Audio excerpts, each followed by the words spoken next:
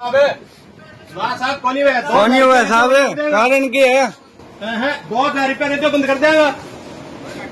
घटना होगी तो प्रशासन जिम्मेवार होगा। घटना होगी तो प्रशासन जिम्मेवार होगा। तो मतलब थोड़ी है वजह बता दो। आप कौन करा? मैं 1 मिनट 1 घंटा कौन करा?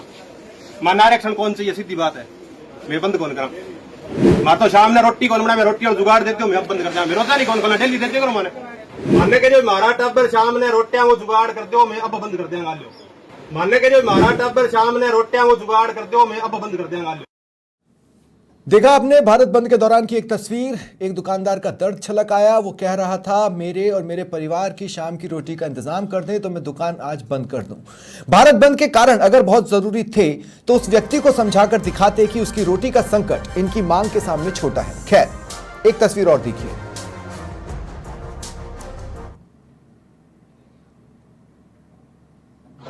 इसको जलाया, देखो इसकी हालत देखो, ये देखो पूरा इसके बॉडी के ऊपर गरम गरम तेल डाल के इसको। एक पकोड़े वाले पर उसी के ठेले पर रखा गर्म खौलता तेल उड़ेल दिया। जुर्म सिर्फ इतना कि उसने आज दुकान खोली। तस्वीरें देख ली, अब सिर्फ प्रश्न ही प्रश्न है जिन्हें करेंगे एड्रेस प्रश्नकाल में। नमस्कार, आपके साथ मैं हूं स्वप्निल। भारत बंद का सबसे ज्यादा असर बिहार में रहा। वैसे कहीं आगजनी हुई, कहीं झड़प, कहीं रेल रोकी गई और कहीं बंद पूरी तरह बेअसर रहा। भारत बंद पूरा या अधूरा और प्रश्न है, होकर गुजर गया। लेकिन अब भी प्रश्न यही है कि इसका हासिल क्या था और हासिल क्या हुआ, क्योंकि क्रीमी लेयर सुप्रीम सुझाव था। इस पर पीएम मोदी और कैबिनेट पहले ही कह चुकी है कि लागू नहीं होगा। दूसरा, जो सुप्रीम कोर्ट ने कहा है कि किया जा सकता है, उस पर किसी भी राज्य सरकार ने कोई पहल नहीं की है और ना ही कोई संकेत दिए हैं। फिर बिन बारात बाराती क्यों नाचे, आज इसी पर करेंगे चर्चा कि आखिर भारत कितना बंद था और क्या इसके पीछे कोई और गणित रहा। मेरे साथ जो गेस्ट जुड़ रहे हैं आपको इंट्रोड्यूस करवा देता हूं। केसी घुमरिया जी मेरे साथ जुड़ रहे हैं, बंद के समर्थन में है। प्रदेश अध्यक्ष हैं ऑल इंडिया आदिवासी संघ के। इंदिरा सिंह मेघवाल जी बंद के समर्थन में रहे हैं, अध्यक्ष हैं मेघवाल महासभा के। दीपक डंडोरिया जी बंद के विरोध में रहे हैं, पूर्व में उपाध्यक्ष रह चुके हैं राज्य सफाई कर्मचारी आयोग के। मुकेश वाल्मीकि जी ये भी बंद के विरोध में है, समता आंदोलन से जुड़े हुए हैं। कालूलाल भील जी बंद के विरोध में हैं, प्रदेश अध्यक्ष हैं एसटी प्रकोष्ठ समता आंदोलन के। और भरत मेघवाल कांग्रेस प्रवक्ता और मेरे साथ जुड़ रहे हैं पाराशर नारायण शर्मा जी, अध्यक्ष हैं समता आंदोलन के। आप सभी का स्वागत है प्रश्नकाल में। सबसे पहले मैं कालूलाल भील जी आपके पास आ रहा हूं। आपकी नजर में ये बंद कितना सफल रहा, क्योंकि आप बंद के शुरुआत से विरोधी थे, तो अगर बंद को कोई क्रिटिसाइज कर पाएगा तो आप ही। बंद कितना सफल रहा? देखो, जो मीना भाई हो एसटी के द्वारा ये किया गया था, वो बंद पूरी तरह बेअसर रहा है। और इनके साथ गिनती के लोग थे। जैसा कि एट्रोसिटी एक्ट 18 में हुआ था, वो ऐसा हुजूम नहीं था। इनके साथ जो संपन्न और जो क्रिमिनल लोग हैं वही खड़े थे। बाकी के जो लोग हैं नहीं तो कालूलाल भील जी, आप या आपके प्रकोष्ठ से जुड़े चेहरे इनके समर्थन में क्यों नहीं उतरे? इनके समर्थन में इसलिए मैं अच्छा इनके समर्थन में इसलिए नहीं उतरे कि सुप्रीम कोर्ट जो हमारे देश की सर्वोच्च न्यायपालिका है, उसके फैसले का हम लोग ही विरोध करेंगे तो फिर प्रजातंत्र का क्या होगा। और उन्होंने जो गाइडलाइन जारी की, कोटे में कोटा, हम उसके पक्ष में हैं और सुप्रीम कोर्ट के फैसले का स्वागत करते हैं और उसका अभिनंदन करते हैं, हार्दिक स्वागत करते हैं। लेकिन भील साहब, मैं आपको बताना चाहता हूं, ऑल इंडिया आदिवासी संघ के प्रदेश अध्यक्ष हैं केसी घुमरिया साहब। मैं उनको स्क्रीन पर ले लें। घुमरिया साहब, मैं आपसे पूछना चाहता हूं, आप बंद के समर्थन में थे, आपकी नजर में बंद कितना सफल रहा? देखिए, मेरे ख्याल से जो उनका मकसद था वो कन्वे करने में सफल रहा है। और हमारा संगठन सभी जिलों में है, सब जगह से हमने रिपोर्ट ली है, सब जगह ज्ञापन दिए हैं और शांतिपूर्ण ढंग से लोगों ने अपनी बात को महामहिम राष्ट्रपति महोदया तक पहुंचाने की कोशिश की है। तो मतलब ये कहना कि बंद सफल नहीं था, मैं नहीं मानता। जो भावनाएं कन्वे करनी थी और एक शांतिपूर्ण संदेश देना था, कोई जो नहीं, पर बड़ी संख्या में घुमरिया साहब, बड़ी संख्या में आदिवासी समाज ने इस बंद का साथ नहीं दिया। ऐसा नहीं है। अभी मेरी दौसा में, सवाई माधोपुर में नीमगा थाना, सीकर, कोटा सब जगह बात हुई है। काफी अच्छा। सवाईमाधोपुर में तो नहीं, बहुत प्रदेश ज्यादा में कितने भीड़ जिले थी। हैं? प्रदेश में कितने जिले हैं? 29 जिलों में से सिर्फ 16 जिलों में स्कूल कॉलेज बंद किए गए। इसका मतलब यह है कि आधे राजस्थान में तो आपके बंद का कोई असर वैसे भी नहीं रहा होगा। नहीं, देखो, स्कूल कॉलेज बंद किए गए या नहीं किए गए वो तो प्रशासन को देखना था। उसमें तो हम जबरदस्ती तो नहीं कर सकते थे, और करना भी नहीं चाहिए जबरदस्ती। तो बात ये था कि अपना विरोध जताना था, उसको शांतिपूर्ण ढंग से एसटीएससी के जो एसोसिएशन थोड़ा सा उनने एक्सप्लेन मिलकर- कीजिए, विरोध किस चीज का? भाई, विरोध ये है कि जो माननीय उच्चतम न्यायालय ने जो निर्णय पास किया है, क्या निर्णय? वो संविधान, उसमें दो बातें कही। हाँ। एक तो ऑब्जर्वेशन दिए कि जो है एसटीएससी आरक्षण में हाँ। ऑब्जर्वेशन है हाँ। कि उसमें जो क्रीमी लेयर होना चाहिए, जिस पर सेंट्रल गवर्नमेंट ने कह दिया कि हम लागू नहीं करेंगे, उसके बाद तो फिर नाराजगी की वजह नहीं बचती। सुनिए। नहीं, सेंट्रल गवर्नमेंट ने कह दिया, लेकिन यदि सुप्रीम कोर्ट का कोई ऑब्जर्वेशन है, डिसीजन है, उसको कोई कभी भी लागू कर सकता है। जब तक उसका संसद में कानून लाके उसका नेलिफाई नहीं किया जाए, तब तक वो तलवार लटकती रहती है।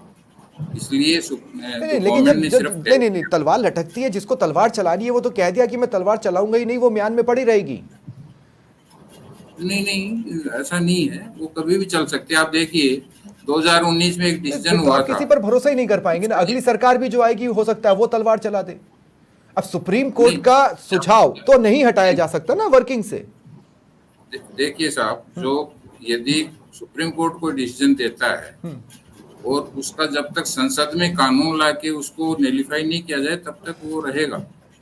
वो कभी भी कोई कुछ भी कर सकता लेकिन है। सुझाव शब्द की इसलिए खूबसूरती ही यही है, हालांकि वो जिसको मानना है observation माने, है। जिसको नहीं मानना नहीं माने। सरकार ने कह दिया हम नहीं मान नहीं। रहे, कांग्रेस कह रही है कि हम नहीं करेंगे, तो फिर और कौन करेगा और कौन आ जाएगा सत्ता में?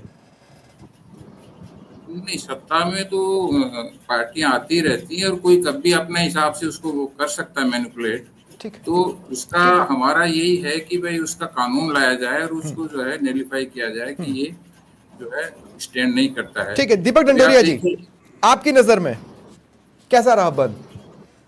देखिए, ये जो बंद था स्वप्निल जी, मैं सबसे पहले तो ये बताता हूं आपको कि ये हमारा जो लोकतंत्र है, कॉन्स्टिट्यूशन में हम लोग विश्वास करते हैं, संविधान के खिलाफ था ये बंद।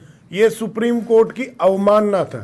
ये जो बंद था ये कंटेंट ऑफ कोर्ट था कि आप सुप्रीम कोर्ट, ये कोई रास्ते चलते हुए किसी कोई पंचायत का या किसी व्यक्ति का फैसला नहीं था। ये हमारे देश की बहुत ही सर्वोच्च अदालत का, बहुत ही सम्मानीय सर्वोच्च अदालत का फैसला था, जिसमें 7 जज थे। ये बहुत से लोगों को कंफ्यूजन है डंडोरिया साहब। एक ऑब्जर्वेशन था और एक सजेशन था। फैसला कुछ नहीं, फैसला होता तो फिर वो इंप्लीमेंट होता। आप समझ रहे हैं मेरी बात? किसी भी राज्य सरकार को ये बाध्यता नहीं दी गई है कि आपको करना ही है। एक ऑब्जर्वेशन बताया है और एक सजेशन दिया है। सजेशन पे क्लैरिटी है कि हम लागू नहीं करेंगे, ऑब्जर्वेशन पे राज्य सरकारें जब फैसला ले तब बंद हो, समझ में भी आता है। मैं आपकी बात मान लेता हूं, ऑब्जर्वेशन और सजेशन दोनों ही एक्सेप्ट कर लेता हूं, लेकिन ऑब्जर्वेशन और सजेशन भी अगर हमारा सर्वोच्च न्यायालय अगर दे रहा है, वो भी 7 जजों की जो बेंच है, 6-1 के कॉलेजियम से अगर वो कोई सजेशन दे रहा है, आप उसको फैसला मत कहिए, कानूनी रूप से, विधिक रूप से, तो अगर ऐसा सजेशन आता है तो फिर उस सजेशन में जो राजनीतिक रोटियां सेकने वाले लोग हैं, जो हमारे राजस्थान के माननीय मंत्री जी हैं, SC ST के हमारे बहुत बड़े नेता हैं किरोड़ी लाल जी मीणा, उनका आपने उदाहरण देखा होगा। उन्होंने उदाहरण दिया कि मैं मंत्री बन गया, मेरा भाई RAS बन गया, और मैं फिर भी उसका आरक्षण का क्यों लाभ लूं, और मेरा जो पड़ोसी है वो वहीं आज भी पत्थर तोड़ रहा है और उसको आरक्षण का कोई लाभ नहीं मिल पा रहा है। तो ये गलत है। जब वो भारतीय जनता पार्टी कोर्ट कर रहे हैं तो फिर हरीश मीणा को भी हम कोर्ट करेंगे। हरीश मीणा तो आज सड़क पर भी उतरे। हरीश मीणा ने कहा है कि ये सुप्रीम कोर्ट संविधान से बढ़कर नहीं है। नहीं, अगर ये ऐसा उन्होंने कहा है तो ये उनकी निजी विचार है, व्यक्तिगत राय है। किरोड़ी लाल मीणा के निजी विचार है। हम सभी लोग सुप्रीम कोर्ट का सम्मान करते हैं, संविधान का सम्मान करते हैं, हम लोकतंत्र में और संविधान में विश्वास करते हैं, और ये जो फैसला आया है ये वाल्मीकि जाति सहित समस्त जो वंचित जातियां हैं उनके लिए ठीक फैसला है। और अगर मैं आपको एक बात यहाँ बताना चाहता हूं कि इस असंवैधानिक बंद का कोई असर राजस्थान में नहीं हुआ। सरकार राजस्थान तो सरकार एक बात आप मुझे क्लियर करें कि क्या आप इस बंद को इस रूप में भी देख रहे हैं कि ये बंद दरअसल आप लोगों के भी खिलाफ था? बिल्कुल था। जब इन लोगों ने ये पहल की, जब ऐसी कोई बात ही नहीं थी कि आज के आज कोई आदेश ऐसा लागू हो रहा है, मैं तो आपको वही तो बता रहा हूं कि अगर ये असंवैधानिक जो बंद था, गैर कानूनी जो बंद था, इस बंद में राजस्थान सरकार पार्टी बनी और राजस्थान सरकार पार्टी बनकर पुलिस आगे आगे चलकर, लोगों ने बंद नहीं कराया, पुलिस ने बंद कराया, सरकार इसमें मिली हुई थी। और फिर सरकार के मंत्री, कल मैं एक मंत्री जी से सुन रहा था डिबेट में किसी चैनल पर, वो कह रहे थे अपने अपने प्रतिष्ठान अपने हिसाब से खोल लीजिए, बंद कर लीजिए। उन्हीं मंत्री जी के कलेक्टर, तो इसका मतलब तो कलेक्टर यहाँ पे सरकार चला रहे हैं, यहाँ पे सरकार नाम की कोई चीज ही नहीं है, जो पर्ची सरकार के नाम से ये लोग फेमस है। और दूसरी बात कि वाल्मीकि समाज और जो वंचित समाज है उनको बैठाकर बुलाकर अगर SC ST वाली एकता की बात करते हैं तो क्या उनको बैठाकर हम घर में बात नहीं कर सकते थे? अगर उन्होंने ये कहा कि हम बंद का आह्वान करेंगे तो क्या राजस्थान से हमारे साथी मिलकर, मैंने सुझाव दिया कि हम राजस्थान से इस बंद की, इस अलगाव की स्थिति को पैदा ही क्यों? तो पहले घर का झगड़ा सुलझाना चाहिए था मेरे हिसाब से। इंद्राज मेघवाल जी, अव्वल तो 2-3 शिकायतें कल जब आप मुझसे पूछ रहे थे कि स्कूल भेजें, तब मैंने आपसे कहा था कि नहीं, 2018 की कुछ तस्वीरें हैं जो डराती है, मैं बच्ची को वैसे भी स्कूल नहीं भेजता अगर स्कूल बंद नहीं होते। आज उससे जुड़ी कई सारी तस्वीरें अधिकतर बिहार से सामने आई और इसीलिए मैंने कल कहा था कि जहां पर जिनका प्रभाव है वहां पर बंद का असर दिखेगा। तो जहां पर आपका प्रभाव था वहां दिखा, जहां आपका प्रभाव नहीं है वहां नहीं दिखा। देखिए साहब, ऐसा नहीं है। पहले तो हम पूरे आपके सारे चैनल्स हैं वो दिखा रहे थे कि पूरे देश भर में लगभग सच्चाई है कि लगभग 100% प्रतिष्ठान बंद थे। नहीं, और हमने तो देखा, टीवी पे देखा है और हमने राजस्थान में भी देखा, लोगों फीडबैक वो भी तो लिया। ट्रेनें भी रोकी गई और जो आपने नहीं कहा था, आगजनी भी हो गई जो आपने कहा था। मेरा मतलब ये कि ये बंद सफल, केवल बंद हमारी तरफ से सफल था, ये व्यापारियों ने खुद हमारा सहयोग किया। हमें को पुलिस प्रशासन से नहीं, लेकिन जो आम जनता ने सहयोग किया, जिन्हें नहीं किया उन पर आपने दबाव बनाया। नहीं, कोई दबाव नहीं है। ये देखिए ना, वो शख्स जिस पर गर्म तेल उड़ेला गया। नहीं, वो उसकी लड़ाई भी हम ही लड़ रहे हैं, जो हम पूंजीवादी के खिलाफ लड़ रहे हैं। हमारा केवल नौकरियों तक मामला। पकौड़े वाला कौन सा पूंजीवादी हो गया भाई? आप मेरी एक चीज सुनो। कल को पारस नारायण जी कल डिबेट कर रहे थे, मैंने कल को अभी 5 साल का सर्वे हुआ है कि 5 साल में 76% जज जनरल कास्ट से बने हैं, 3% जज हैं हाई कोर्ट सुप्रीम कोर्ट के SC से बने हैं और 1.5% ST से बने हैं। अब कल को 5% 2% जज मान लो वाल्मीकि कौम से बन गए तो 10 साल बाद उनको टाटा बाय बाय कहते हो आप सबका विकास हो गया। एक परिवार का विकास है और कौम का विकास मेरी जानकारी में नहीं है, मेरी जानकारी में नहीं है। ये भास्कर में भेजूंगा। ठीक है, मेरी जानकारी में नहीं है। मैं आपसे एक बात पूछ रहा हूं कि क्या जजेस कोटे के आधार पर बनते हैं, आरक्षण के आधार पर बनते हैं? कॉलेजियम से बनते हैं, कॉलेजियम से बनते हैं। तो जब जज वहां पर चले गए तो वो जज न ब्राह्मण है, न क्षत्रिय है, न वाल्मीकि है, न कोई है, वो जज है। वो जज है, माननीय जज है, मैं मानता हूँ। तो आप उनकी जाति क्यों देख रहे हैं? नहीं, उसमें जाति नहीं देख रहा मैं, कह रहा अवसर तो है ना, नौकरी तो है ही ना, नौकरी। अब IAS IPS क्यों आज जाति देख रहे हैं? जाति तो जाति आधार इस देश में, जाति के आधार पे तो IAS का तो आधार है ना, IAS बनने का एक आधार तो जाति है भी। नहीं, वो जाति वहां अगर वहां पे आरक्षण है, वहां आरक्षण भी नहीं है, परीक्षा भी नहीं होती। वहां तो कॉलेजियम सिस्टम है, कॉलेजियम सिस्टम भी करता है अलग से, सेपरेट आरक्षण ही एक तरह से।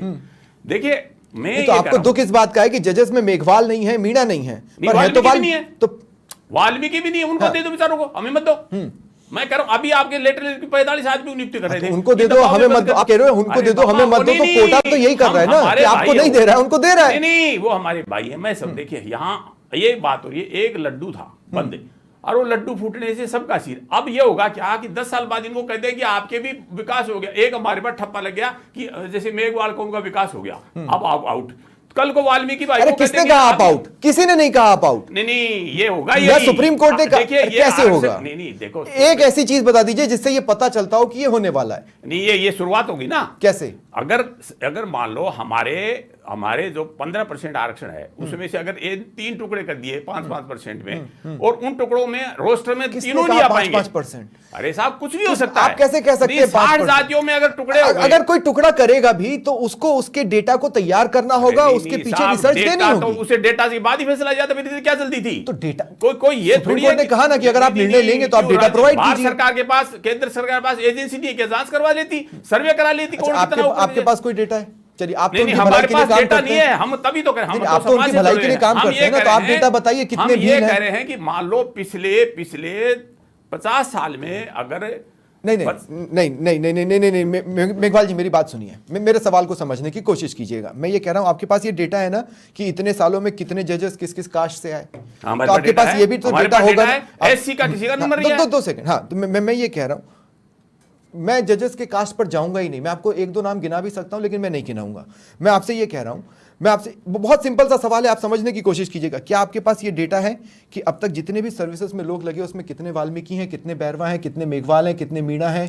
इस तरह का कोई डेटा है कि भारत सरकार, राज्य सरकार क्यों नहीं सर्वे कराती? उसके बाद आप जजेस पे सर्वे कर रहे हैं, अपने भीतर तो सर्वे कीजिए भाई। आपके अखबारों ने कहा है, हम नहीं सर्वे कर रहे, पेपर में आई है, आपने वो तो पढ़ लिया ना, पेपर में पढ़ी है। आपने आज भारत बंद में तो ये डिमांड ही नहीं की। मेरा उद्देश्य सिर्फ इतना है, जिस परिवार ने फायदा ले लिया निश्चित रूप से इस परिवार को नहीं देना चाहिए, मानता हूं, लेकिन उस सारी कौम को उड़ा दो।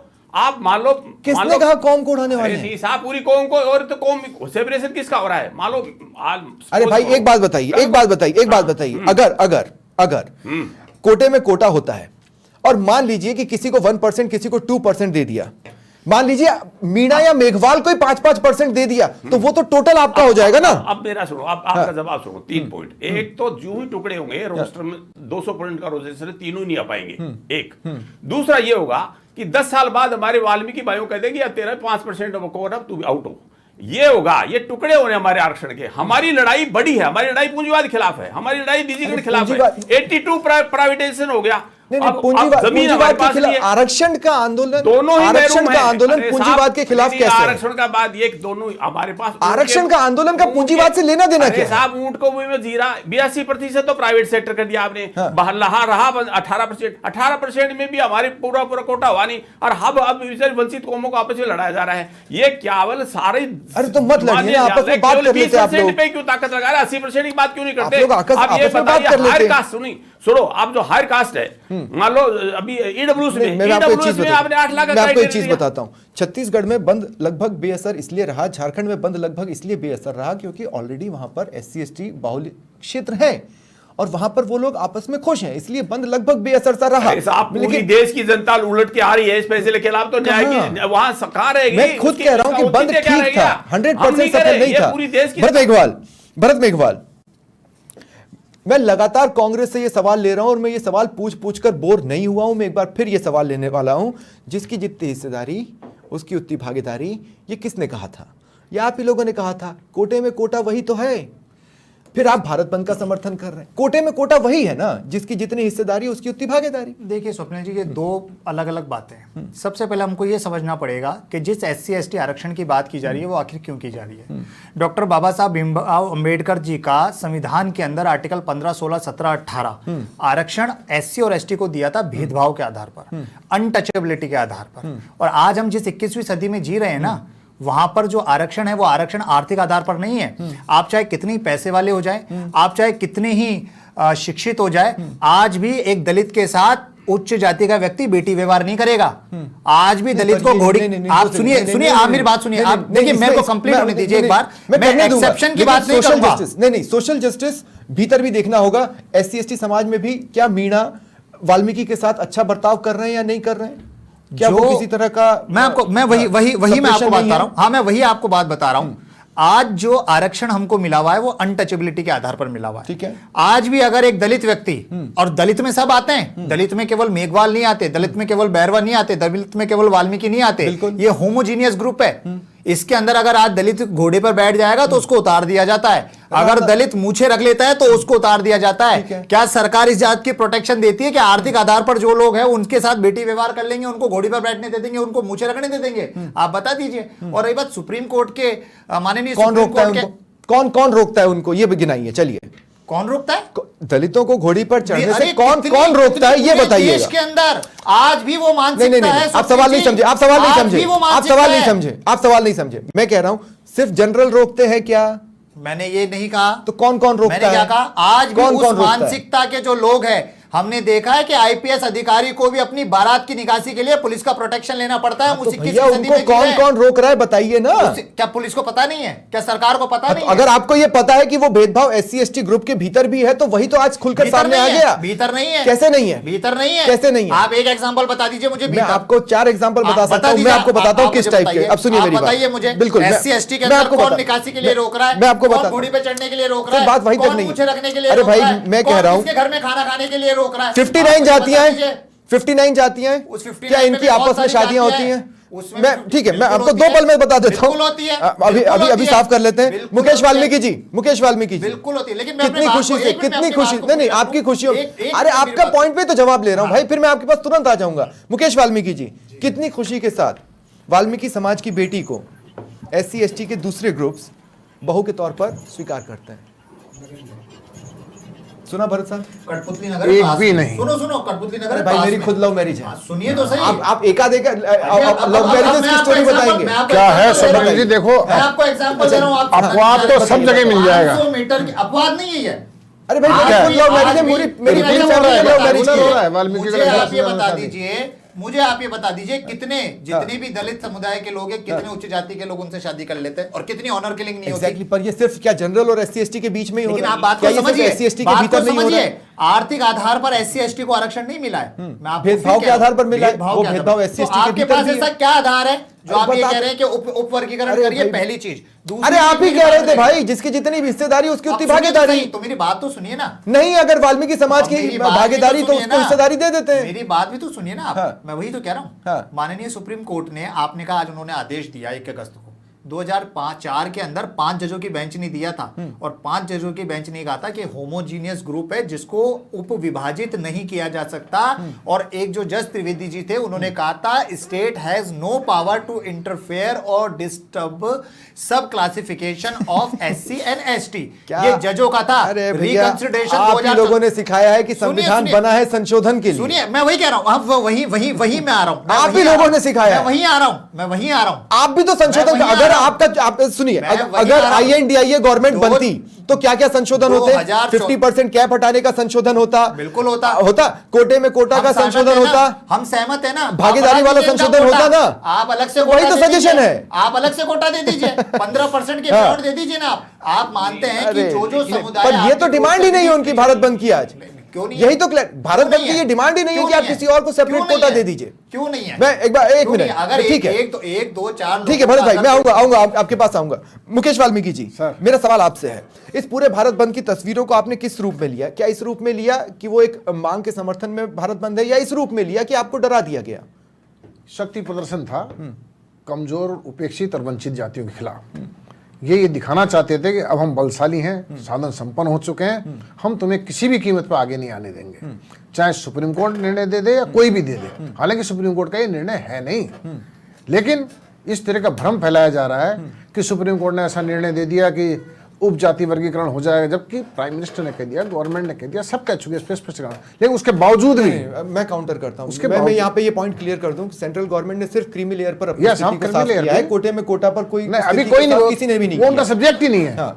इसलिए उन्होंने नहीं कहा, वो तो सब्जेक्ट ही स्टेट्स पे आएगा, वो तो आगे की बात है। लेकिन देखो आप, एक अजीब स्थिति है, हमारे सारे जो बड़े भाई हैं शेड्यूल कास्ट में, वो सारे ज्योतिषाचार्य हो रहे हैं कि ऐसा हो जाएगा, वैसा हो जाए, मतलब भविष्य की कल्पना, काल्पनिक सवालों का जवाब दे रहे हैं, जैसे सारे ग्रह गोचर अभी इन्होंने सीख लिए, सब इन्हें पता है कि कुछ दिनों बाद ऐसा हो जाएगा, ये लेकिन हो आप भी तो जाएगा। कल्पना का सहारा ले रहे हैं ना, जब आप ये बोल रहे हैं कि वो हमको दबाते आए हैं। अगर वो नहीं, कल्पना नहीं है, वो वास्तविकता नहीं, कैसे दबाते होगी? आए हैं, सब ये कल्पना नहीं है, ये रिकॉर्ड है, फैक्ट है। भविष्य में क्या होगा मैं ये नहीं कह रहा हूं। अभी हमारे भाई मेघवाल जी ने कहा कि रिजर्वेशन जो है छुआछूत के कारण था, तो क्या ये दिल पे हाथ रख के कह सकते हैं कि आज भी वाल्मीकि को छुआछूत नहीं हो रही है? तो कहा ना हो रही है। मेघवाल तो नहीं कर रहा ना। मैंने तो कहा ना हो रही है। और क्या कह रहा हूँ, और क्या कह रहा हम कह रहे हैं हूँ ना तो। किस सुनो सर, आधार पर आप वर्गीकरण सुनो। करोगे, ये तो बता दो। मैं ये निवेदन कि अगर करना कोई पैसे वाला बन गया तो उससे बेटी व्यवहार हो जाएगा क्या? आप तो इसकी बात बता दो मेरे हो को। ही नहीं सकता। तो फिर तो फिर क्यों वर्गीकरण हो रहा है आर्थिक अरे आधार तो पर? छुआछूत है ना, क्यों आर्थिक आधार पर हो रहा है? फिर क्यों वर्गीकरण हो रहा है? भैया बताइए आप। छुआछूत है ना, छुआछूत से मना कर दोगे आप? तो मैं यही तो कह रहा हूँ, बाबा साहब की जो सोच थी, अरे भाई, बाबा साहब की सोच, अरे भरत भाई, भरत भाई, भरत भाई, भरत भाई, 2 मिनट, 2 मिनट, मैं एक चीज क्लियर करना चाहता हूँ, मैं एक चीज क्लियर करना चाहता हूँ, मैं एक चीज क्लियर करना चाहता हूँ। की जो डिबेट बाबा है, साहब, हर आर्टिकल नहीं, मुकेश भाई, मुकेश जी, मैं आपको रोक रहा हूँ, आप प्लीज। आर्टिकल 15 मुकेश भाई, 2 मिनट, भरत भाई, 2 मिनट सुनिए ना, आर्टिकल 15 का डिबेट 2 मिनट पढ़ सुनिए लेना। There is no distinction in अरे भाई, any 2 मिनट सुनिए, civilian 2 मिनट सुनिए, भरत भाई सुनिए, मेरी बात सुनिए। आप देखिए, बाबा साहब भीमराव अंबेडकर के संविधान को लेकर एक खास बात मैं कह रहा हूँ, उस बात को सुनना बहुत जरूरी है। मुकेश जी 2 मिनट रुक जाइए, रुक जाइए भरत भाई, मैं आपको एक बात बताता हूँ।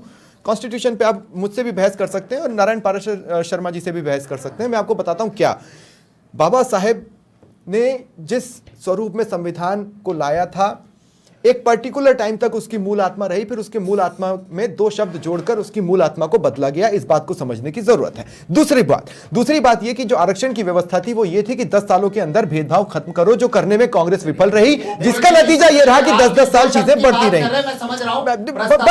पर आज डिबेट नहीं है, उस पर आज डिबेट नहीं है। Is a start of a constitution, प्रस्तावना is a start of a constitution, प्रस्तावना is a start of a constitution, is not a constitution but is a start of a constitution. Parashar Narayan Sharma ji, Parashar Narayan Sharma ji, मेरा सवाल सीधा सीधा आपसे है, भारत बंद को आज जब आपने देखा, क्या महसूस हुआ, क्या लगा? तो ये प्रजातंत्र का बहुत सुंदर रूप देखने को मिला, क्योंकि ये जो सीधे सीधे अपनी बात रखें नारायण जी प्लीज। लोग SC/ST के वो जल्दबाजी में निर्णय लेकर के खुद के पैरों में कुल्हाड़ी मार ली उन्होंने। ये लोग एक्सपोज हो गए, जो आयोजक थे, संपन्न वर्ग के लोग जो थे, इनके साथ कोई नहीं आया, बिल्कुल असफल रहा सर इनका।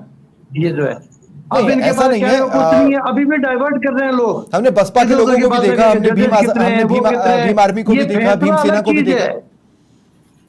ये फैसला डिफरेंट चीज है सर। अभी एक भाई बोल रहे थे साहब ये आरक्षण तो पूंजीवादी व्यवस्था के खिलाफ था, तो ये फैसला भी पूंजीवादी व्यवस्था के खिलाफ ही है सर। जो SC/ST पूंजीवादी हो गए हैं उनको बाहर कर रहा है फैसला, या उनके हक कम कर रहा है, और जो गरीब रह गए हैं, जिनके हक वो लूट रहे हैं, जिनका शोषण कर रहे हैं, उनको हक दिलवाने का प्रयास कर रहा है फैसला। एक विनम्रता से और बात कहना चाहूंगा सर, 70% का क्या फायदा? तो आप ये चाह रहे हैं, नहीं 2 सेकंड, तो इंदिरा जी आप ये कह रहे हैं कि जितना फायदा आप ले रहे हैं उसको लेने दिया जाए, उस पर रोक न लगे। नहीं, हम ये नहीं कह रहे। तो आप क्या कह रहे हैं? आप भी तो यही बात कह रहे हैं ना।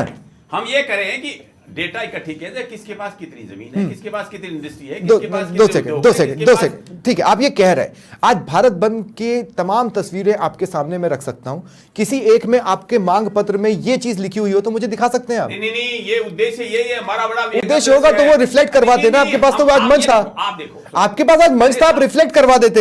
EWS को 8 लाख का क्राइटेरिया है ना, इधर आप 3 लाख का क्राइटेरिया, कल को 10 साल बाद हमारे वाल्मीकि भाइयों का टाटा बाय राणा जी का यही तो है, हम सारे आप सब 10% संपन्न। उनको तो मैंने साइड में कर दिया ना, मैंने उनको विंडो से हटा दिया, मैंने उनको विंडो से हटा दिया। नहीं, 2 सेकंड, ठीक है, मैं संख्या देखते भील साहब, आपके तो एंकर जगह जगह थे, कितनी संख्या बदलता देखो, आप कोई साथ नहीं आया। ठीक है, 2 मिनट, कालूलाल भील जी, एक बार फिर मैं आपके पास आ रहा हूं। कालूलाल भील जी, मैं आपसे ये पूछ रहा हूं, आज के बंद का जो मैसेज जाना चाहिए था वो चला गया। अब मेरा सवाल आपसे यह है कि इसका सरकार पर क्या असर देख रहे हैं आप? क्या इससे कोई भी सरकार जागेगी, झुकेगी, उठेगी, क्या होगा? देखो, इन लोगों ने जल्दबाजी में निर्णय किया है, और इनका जो भ्रम था ना, तो हम ऐसा कर देंगे, ऐसा इतनी भीड़ इकट्ठी कर लेंगे, साथ कोई भीड़ नहीं हुई। और ये लोग है ना पूरी तरह से खिलाफ है सरकार में। इनकी कमजोरी का मैसेज अवश्य गया, इनकी फूट का मैसेज अवश्य गया है, और इनके साथ जो इनकी जाति के लोग हैं वही नहीं आए। मैं ये नहीं समझ पा रहा हूँ कालूलाल भील जी, आप इनकी जाति क्यों बोल रहे हैं? आप ये क्यों नहीं कह रहे हैं कि हमारी जाति के जो लोग हैं या हम जो लोग हैं, आप ये क्यों नहीं बोल रहे हैं? यहीं पर तो आकर ये बंटवारा नजर आ रहा है, आपके रिएक्शन से बंटवारा ज्यादा नजर आ रहा है, उनके एक्शन से बंटवारा ज्यादा नजर आ रहा है। देखो, हाँ, वो जाति वाली बात है, तो वो मैं कह रहा हूँ मेरा कम्युनिटी और ये मेघवाल कम्युनिटी इन्होंने संयुक्त रूप से थोड़ा बोलने में मेरे कुछ त्रुटि हो सकती है, लेकिन इन लोगों का जो भ्रम दूर हो गया, इनको कोई समर्थन नहीं मिला, इनको दूसरी जातियों का भी समर्थन नहीं मिला। जो डंडोरिया जी क्या ये स्थिति थी? डंडोरिया जी क्या ये स्थिति थी?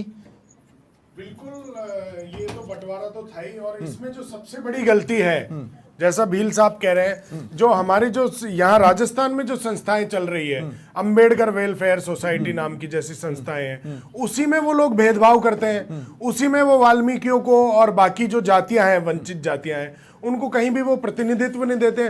कहीं ना कहीं ये उनकी कमी है। और लेकिन मैंने कल भी एक बात पिन पॉइंट की थी कि जब सफाई कर्मी की भर्ती निकलती है तो आप लोग भी तो उस पर एक छत्र अपना ही राज चाहते हैं, आप लोग भी तो चाहते हैं कि उसमें सिर्फ वाल्मीकि ही हो। वो इसलिए चाहते हैं ना कि आज भी लोग, तो अगर आज मेघवाल या मीणा में को चाह रहे तो तो गलत वाल्मीकि कहाँ रहा चाह रहे है, हैं? गटर में मर भी तो वाल्मीकि ही रहा है। और जो कॉन्स्टिट्यूशन है, जो बाबा साहब है, उन्होंने कॉन्स्टिट्यूशन बनाया क्यों? कि जो सिर पर मैला ढो रहे हैं वो मूल संवैधानिक जो जाति है एक नंबर पर, जो समाज की मुख्य धारा से दूर हो गए हैं, उनको समाज की मुख्य धारा से जोड़ने के लिए। तो आप लोग मेरिट्स में फाइट क्यों नहीं कर पा रहे हैं? कहां पर? मेरिट्स में फाइट करते हैं, लेकिन आज जब आप आरक्षण का अगर आपका बंदा सेलेक्ट होगा, वाल्मीकि समाज का कोई भी व्यक्ति अगर सेलेक्ट होगा तो वो सेलेक्ट होगा, उसको कोई नहीं रोक सकता। बिल्कुल होगा, वो अपने टैलेंट से होगा ना। क्यों नहीं हो रहा है? क्योंकि उनको जो सुख सुविधाएं हैं, आज वो जो मेरिट का सुख सुविधाओं से क्या लेना देना है? नहीं बिल्कुल होता है। अरे आज हमारे लोगों को, लोग नदियां पार करके जाते थे स्कूल, या रोड लाइट्स के नीचे बैठ के पढ़ रहे हैं और साइंटिस्ट बन जा रहे हैं। वो जमाना अलग था, लेकिन आज भी वही गंगा पार करके लोग जा रहे हैं। आप 40 किलोमीटर 30 किलोमीटर के एरिया में चल जाइए, जयपुर में आसपास में, मैं आपको राजधानी की बात बता रहा हूँ, हमारे लोग बहुत दयनीय स्थिति में है। और हमारे लोग, आप बात कर रहे हैं आंकड़ों की, सरकारों की, रिपोर्ट्स की, आयोगों की, हमारे लोग आज भी यहाँ पर सर पर मैला ढो रहे हैं।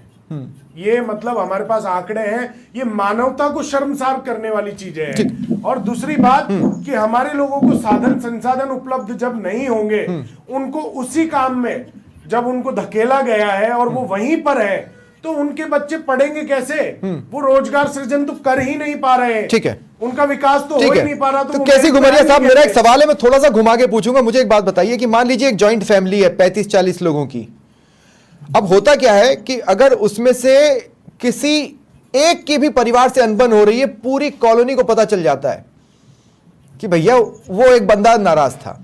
मैं कह रहा हूं ये तो आपको पता चल गया होगा ना कि अपने ही समाज में कुछ ऐसे धड़े हैं जो उनकी नाराजगी दूर करने के लिए अब तक आपने किया कि आज तो आप सिर्फ नाराजगी बढ़ा रहे। देखिए, अभी एक भाई बोल रहे थे कि वाल्मीकि समाज और इन लोगों को भी विश्वास में लेना चाहिए था। ये बिल्कुल ठीक बात है। तो आप मानते हैं कम्युनिकेशन में गलतियां रही? आप सुन लीजिए, बात सुन लीजिए। गरीब को उसका हक पहले मिलना चाहिए। कोई भी समझदार और बैलेंस माइंड का आदमी इससे सहमत होगा, ठीक है। लेकिन ये जो प्रदर्शन कहो या आंदोलन या रैली जो भी थी, इसमें ये है कि सरकार की भावना इसमें ठीक नहीं है। यदि सच भावना से किया जा रहा है तो इसमें कोई प्रॉब्लम नहीं है। तो सरकार की भावना क्या? कैबिनेट ने जब फैसला ले लिया, उसका प्रेस नोट है, वो लिखित में है, उसके बाद कौन सी भावना बच जाती है सरकार की? क्या लिखित में क्या है? प्रेस नोट है भाई, कैबिनेट की मीटिंग में फैसला हुआ है। अरे साहब, मैंने बताया ना कि जो एक बार सुप्रीम कोर्ट ने डिसीजन दिया है, जब तक संसद कानून बना के उसको नलिफाई नहीं मैं ये नहीं समझ पा रहा हूँ कि आप लोग क्या बहुत भोले हैं। जब सुप्रीम कोर्ट का डिसीजन नहीं है, एक ऑब्जर्वेशन है क्या? आप समझ रहे हैं मेरी बात को? अच्छा ये बताइए कि क्या ऐसा तो नहीं कि आप लोगों को बरगलाया गया है, भड़काया गया है? सरकार सुनिए, तो सरकार ने वर्गीकरण के बारे में क्या कहा? सरकार ने ये कहा है कि ST/SC आरक्षण में जो है क्रीमी लेयर नहीं लगेगा। हाँ, करेक्ट। ऑब्जर्वेशन थे उसके बारे में उन्होंने कहा है। हाँ। वो तो वैसे भी कॉन्स्टिट्यूशन में कहीं भी ये अधिकार है ही नहीं, ST/SC में क्रीमी लेयर लग ही नहीं सकता। हाँ, तो फिर आपका तो हक कहीं नहीं जा रहा ना। आपको मिले या वाल्मीकि जी को मिले, वो SC/ST का ही हक है, उनको मिलता रहेगा। सुनिए, पिछले दिनों दिल्ली में पूरे इंडिया के ट्राइबल्स की 31 स्टेट के ट्राइबल्स थे, वहां मैंने ये बात रखी थी और हमने ये रखा था कि भाई गरीब को हक मिलना चाहिए। कोई भी समझदार इंसान ये बात कहेगा, है ना, और अपरेंटली फिर डिसीजन सही लगता है। लेकिन यदि ईमानदारी से इसको लागू किया जाए तो नहीं, लेकिन घुमरिया भाई मैं आपको एक बात बताता हूँ, केसी साहब मैं आपको एक बात बताता हूँ, पढ़े लिखे आदिवासी समाज से आने वाले डामोर, प्रोफेसर डामोर, वो ये कह रहे हैं कि आजादी के बाद से आज तक मीणाओं ने हमारा हक मारा है। आप समझ रहे हैं मेरी बात? 45%। आज कालूलाल भील जी भी नाराज हैं, आप आदिवासियों को ही बैक कर रहे हैं, आदिवासियों में से ही नाराजगी के स्वर हैं। सुनिए आप सुनिए, क्या आपको ये पता है कि आदिवासियों को with in the reservation ST में 45% रिजर्वेशन दे रखा है राजस्थान में? आप टीएसपी क्षेत्र की बात कर रहे हैं। उसके बाद कितने लोग सर्विस में आए हैं, और हमने 2 अप्रैल को आंदोलन किया, मैंने खुद ने हमारे लेकिन टीएसपी क्षेत्र में जब उनको मौका मिला और सिर्फ उन्हीं को दिया गया तो टीएसपी में आए हैं। 73% इनकी पॉपुलेशन है, वैसा नहीं घुमरिया जी, मैं आपको बताता हूं, जैसे ही उनको टीएसपी क्षेत्र और टीएसपी क्षेत्र का लाभ मिला वही वो आए हैं और आए हैं और मिक्सचर में ही आए हैं। ओवरऑल पिक्चर के बारे में मुझे नहीं पता, लेकिन टीएसपी क्षेत्र में मिक्सचर में है। आपको डामोर भी मिलेंगे, आपको रोथ भी मिलेंगे, आपको किंडो भी मिलेंगे। हाँ, भील ज्यादा है, मतलब मिक्स है, लेकिन ठीक है। तो आए ना, तो ऐसा नहीं कि उनको दे रखा है, उसके बाद उन्नति भी हुई है, लेकिन उतनी नहीं हुई जितनी होनी चाहिए थी। अच्छा, ये भी बात सही है। हाँ, इसलिए तो उनके लिए अलग से प्रयास की जरूरत है। इनडायरेक्टली तो आप यही कह रहे हैं कि उतनी नहीं हुई जितनी होनी चाहिए थी, तो उनके लिए कोई नई धारा तो बनानी पड़ेगी।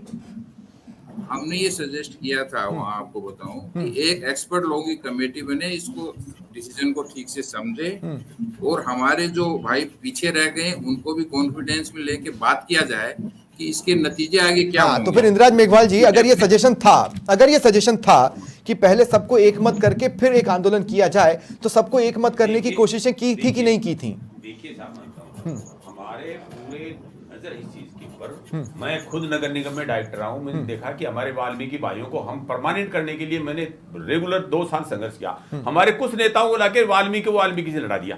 हम पिछले सालों से हो रहे ठेकेदारी की व्यवस्था बंद होनी चाहिए वाल्मीकियों के साथ, इनका शोषण हो रहा है। आप ये बताइए, गटर में जाते बेचारे, इनको जमीन देने से सुप्रीम कोर्ट क्यों नहीं देती?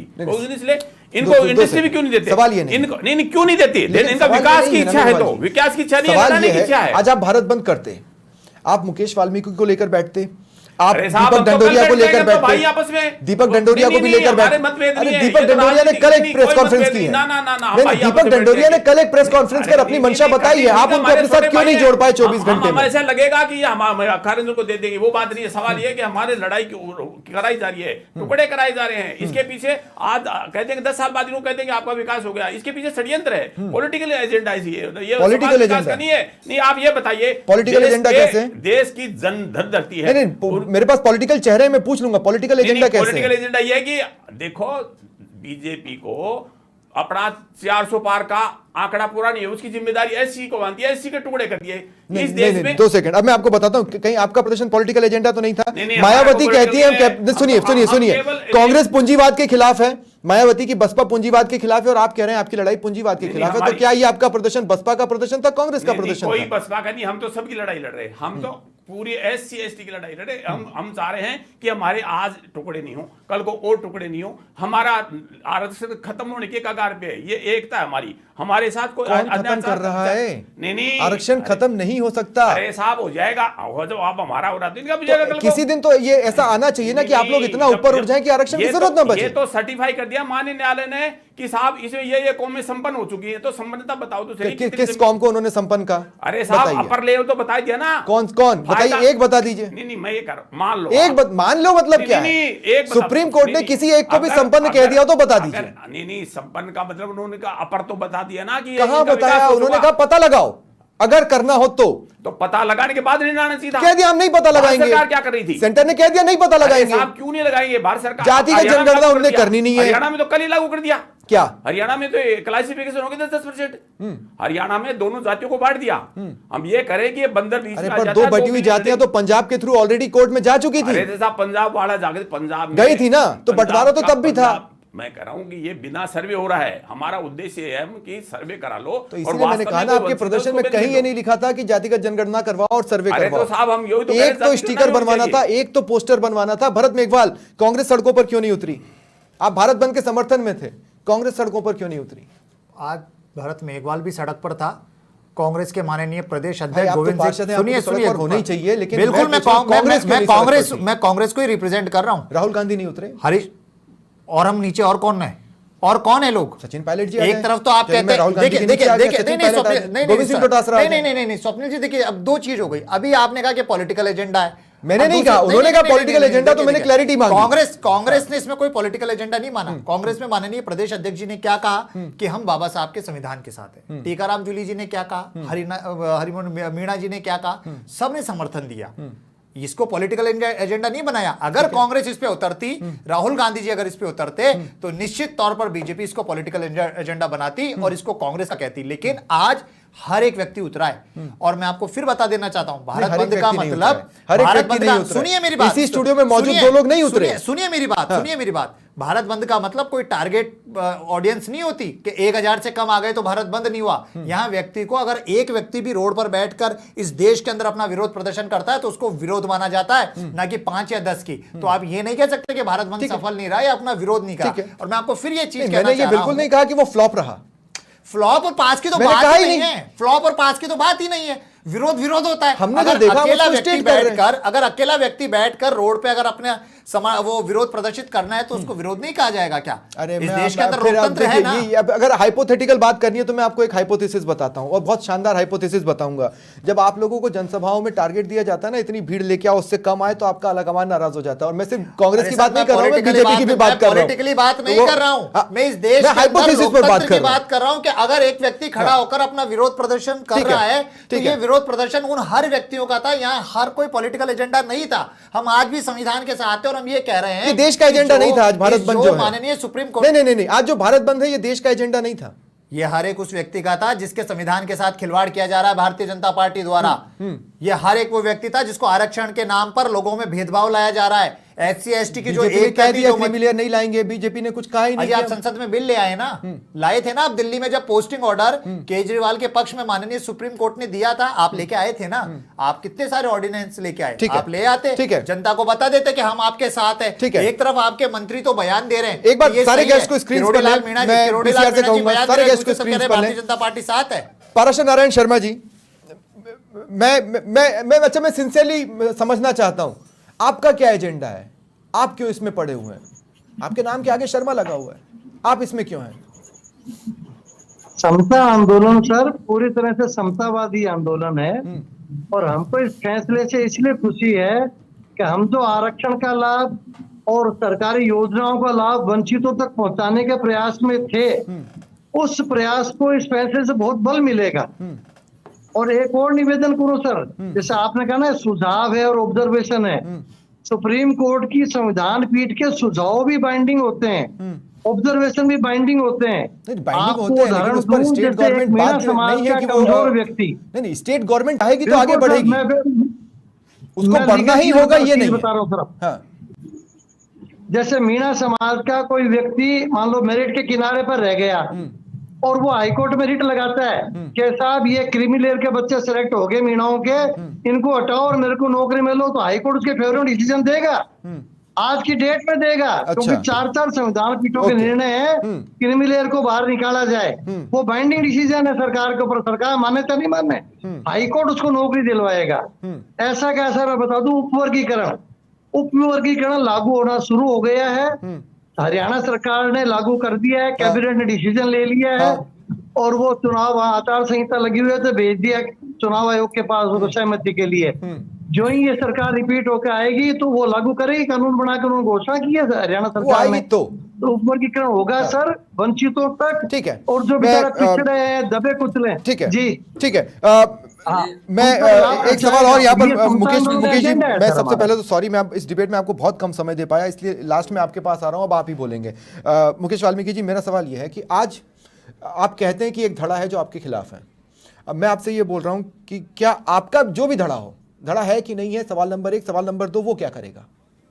सर हमारा कोई धड़ा नहीं है, हम तो उपेक्षित और वंचित लोग हैं, और हम बटे हुए बहुत ज़्यादा हैं। 30 से अधिक जातियां ऐसी हैं जिनको किसी भी तरीके का कोई भी लाभ मिलने ना तो मिला है, ना मिलने की आगे संभावना नज़र आ रही है। मैं ये कहना चाहता हूँ सीधे सीधे शब्दों में, ये जितने भी राजनीतिक दल आज बंद के समर्थन में अपने स्टेटमेंट दे रहे थे। ये सारे मिलकर के पार्लियामेंट में एक बिल क्यों नहीं ले आते कि हम इसके समर्थन में हैं और ये कर दिया जाए। पता चल जाएगा इनकी मंशा क्या है, बोल रहे क्या है, कर क्या रहे हैं। सड़कों पे कुछ बोलते हैं, सदन में कुछ और बोलते हैं। मैं चैलेंज दे रहा हूं इनके सारे नेताओं को, जितने भी लीडर हैं, पार्लियामेंट के अंदर बिल क्यों नहीं लेके आ रहे कि ये वर्डिक्ट जो आया है सुप्रीम कोर्ट का, सजेशन जो आए हैं, जो इनके हम खिलाफ हैं। क्या क्या देख लें, प्राइवेट भी लाते हैं, सरकारी क्यों लाए, उनके खिलाफ है वो लाए ना, लीडर अपोजिशन सामने आए, संसद को क्यों बंद कर दिया फिर 2 दिन में? लीडर अपोजिशन लाए ना, प्राइवेट बिल लाओ ना, प्राइवेट बिल लाओ, डिवीजन कराओ, पता चल जाएगा तरीके देता है अगर करना हो। ऐसा नहीं होता है। लेकिन हर काम सरकारी करे। जी ने सबसे कम बोला, एक बार उनको बोल लेने देते हैं प्लीज। हर काम सरकारी करेगी, विरोध करो आप सड़कों पे आकर के और सरकार करे। अच्छा, नुकसान पहुंचा दो सरकारी संस्थाओं को, सरकार ने बंद कर दिया, बचा लिया अपने संस्थानों को। नहीं पता नहीं उस बच्चे के जैसे उस बच्चे के आज से पहले भी सरकारी संपत्तियों को नुकसान सुनो हुआ भैया, है, उदयपुर में नुकसान हुआ था, कितनों की भरपाई हो गई? अरे भैया, उदयपुर में बता दीजिए आप बता दीजिए उदयपुर में किसकी सरकार थी? ये उनका क्राइटेरिया ही नहीं है, वो कैसे बताएंगे? किसकी सरकार है? उनकी सरकार। अरे भाई सरकार हम सबकी है, पहली बात। दूसरी बात, वो कैसे बताएंगे? ये सवाल गलत जगह डाइवर्टेड है, ये सवाल ही गलत जगह डाइवर्टेड है भरत भाई। लीडर जो है, पहले सरकारी संपत्तियों को आज से एक दिन सदन में नहीं बोलने वाले, कुछ भी ना हो, देश के एक नागरिक को दुख भी ना हो, ये तो कोई बात नहीं है। लेकिन मेरे ठीक है, मेरा ही सवाल का कंटिन्यूएशन, डंडोरिया जी, मेरे ही सवाल का कंटिन्यूएशन। आदमी सदन में नहीं बोलता, सड़कों में बोलते हैं। आप लोग भी सड़कों पर होते हैं। अरे भाई अब रुक जाइए, रुक जाइए। मतलब मुआवजा दिलाओगे मर्डर पे, कंपनसेट करोगे पैसे से हत्याओं को? शर्म आनी चाहिए आपको, मुआवजे की बात करते हो। अरे भाई ये विषय नहीं है यार, हर जगह जाके बलात्कार हो जाए, मुआवजा मांगते हो। रुक जाइए, नहीं, आप दोनों रुक जाइए। अरे भाई रुक जाओ यार, रुक जाओ। डंडोरिया जी आपको बीच में बोलना पड़ेगा, आप नहीं बोलेंगे तो आपकी आवाज नहीं आ पाएगी। डंडोरिया जी सीधा सवाल है, मैं ये बोल रहा हूँ, मेरा जो जवाब था, मेरे को जवाब इस बात का चाहिए कि क्या अब आप लोग प्रदर्शन करने वाले हैं, क्या हम एक और भारत बंद दूसरे एंड से देखने वाले हैं? बिल्कुल, हमारी जो वंचित जातियां हैं, वो हम सभी लोग पूरे भारतवर्ष में विचार विमर्श करेंगे, हमारी संगोष्ठियां आयोजित होंगी। तो क्या आप लोग कोशिश करेंगे इन सबको साथ लेने की जो आज थे सड़कों पर? बिल्कुल, हम तो कहेंगे इनको, जैसा कि अभी कह रहे थे, मुझसे सीनियर है भाई साहब, कि हमारे बड़े भाई हैं, इन्होंने कहा कि बड़े भाई कह के ये संबोधित कर रहे हैं। तो हमने तो कोई अलगाव की स्थिति, कोई टकराव की स्थिति या कोई ऐसी बात हमने मानी नहीं, समझी नहीं, क्योंकि हम तो वंचित और उपेक्षित हैं। हम तो हमेशा इनकी बारात में इनके साथ साथ चले दूल्हा बनाकर। लेकिन अगर आज ये लोग हमें अपना समझते हैं, और जो भी हमें अपना समझते हैं, अगर वो हमें हमारा हक और अधिकार देंगे तो वो हमारे मित्र होंगे, अगर नहीं देंगे तो उनके चेहरों से नकाब हट जाएंगे। सीधी सी बात है। तो इसमें आपको बहुत जल्द, मैं ये बता रहा हूं कि शायद शुरुआत राजस्थान से हो, बहुत जल्द भारत एक और भारत बंद हो सकता है। अच्छा, ठीक है। बहुत बहुत शुक्रिया आप सभी का मेरे साथ जुड़ने के लिए, उस चर्चा में शामिल होने के लिए। फिलहाल इतना ही, नमस्कार।